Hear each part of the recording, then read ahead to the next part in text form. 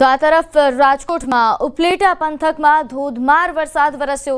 તરંગણા ગામમાં સવારથી જ 2.5 ઇંચ જેટલો વરસાદ નોંધાઈ ચૂક્યો છે। વરસાદ વરસતા ખેડૂતોના પાક પર ખતરો મંડરાઈ રહ્યો છે, કારણ કે નવરાત્રિના 7મા નોરતાથી લઈને વિજયાદશમીની સવાર સુધીમાં કુલ 8 ઇંચ જેટલો વરસાદ નોંધાયો છે।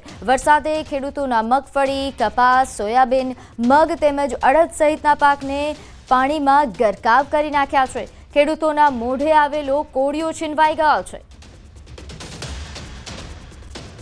તો તલંગણા ગામના દ્રશ્યો છે, જ્યાં સવારથી જ મેઘરાજાએ ધબધબાટી બોલાવી છે। અહીં ખાસ કરીને ખેડૂતો માટે આ વરસાદ ખતરા સમાન છે, કારણ કે ખેડૂતોના પાકને આ વરસાદથી ખૂબ જ નુકસાન થઈ શકે છે। ખાસ કરીને અહીં જે મગફળી, કપાસ સહિતનો પાક કે જે હવે તૈયાર થઈ ચૂક્યો છે, ઊભો પાક છે, અને આ વરસાદના કારણે હવે તે બરબાદ થવાના આરે છે। સોયાબીન, મગના પાકમાં પણ નુકસાનની ભીતિ। તો ઉપલેટાના ગ્રામ્ય વિસ્તારમાં ધોધમાર વરસાદ, વહેલી સવારથી જ ધોધમાર વરસાદ વરસ્યો। ભારે વરસાદથી ખેતરોમાં પાણી ભરાયા। રાજકોટ જિલ્લાના ઉપલેટા તાલુકાના ગઢાળા, ખાખી, જાડિયા, સેવંત્રા તેમજ મોજીરા અને નવાપરા વિસ્તારમાં પણ વરસાદ નોંધાયો। ગ્રામ્ય વિસ્તારમાં ખાસ જો વરસાદ વાત કરીએ તો સવારથી જ અહીં ધોધમાર વરસાદ વરસી રહ્યો છે। 7મા નોરતેથી જ અહીં વરસાદી માહોલ છવાયો હતો। ખેડૂતોના ઉભેલ પાક નુકસાન જવાની ભીતિ છે। ત્યારે હાલ રાજકોટમાં ઓવરઓલ વરસાદની સ્થિતિ અંગે વિગત સાથે આપણી સાથે સંવાદદાતા મુનાફ બકાલી જોડાઈ ગયા છે। મુનાફ, રાજકોટના ગ્રામ્ય વિસ્તારોમાં હાલ વરસાદ અંગે કેવા પ્રકારની સ્થિતિ?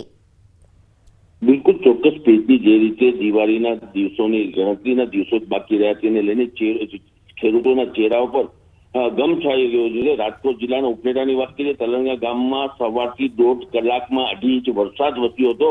વરસાદને લઈને ખેડૂતોના ચહેરા પર એક ખુશી હતી, ખુશીની શરમત કપોટી બની ગઈ। અને નવરાત્રીના 7મા નોરતાથી લઈને વિજયાદશમી સવાર સુધીમાં 8 ઇંચ જેવો વરસાદ નોંધાયો હતો। આંતરિક વરસાદને ખેડૂતોને મગફળી, કપાસ, સોયાબીન, મગ, અડદ સહિત પાકોને પાણીમાં ગરકાવ થઈ ગયા હતા। ખેડૂતોને મોઢે આવેલ કોળિયો છીનવાઈ ગયો હતો। ઈશ્વરીય અને વરસાદ વરસતા ભારે આર્થિક સંકટમાં હતો। અને બીજી વાત કરીએ, જે રીતે ઉપલેટાના તાલુકાની વાત કરીએ તો ઉપલેટા તાલુકાના વહેલી સવારથી વરસાદ ખેતરોમાં પાણી ભરાઈ ગયા હતા। રાજકોટ જિલ્લાના જે ઉપલેટા તાલુકાનો જે ગઢારા છે એ ખાખી, જાડિયા, સેવંત્રા, મોજીરા, નવાપરા વિસ્તારમાં વહેલી સવારથી જ વરસાદ થતા ખેતરો પાણી જે નદી જેવા દ્રશ્યો ખેતરોમાં જોવા મળ્યા હતા। ગ્રામ્ય વિસ્તારમાં જે વરસાદ વરસ્યો તેને લઈને ખેડૂતોનો પાક છે, જે ઉભો પાક કે નુકસાની ખેડૂતોને ભીતિ છવાઈ રહી છે। જી આભાર માહિતી આપવા બદલ।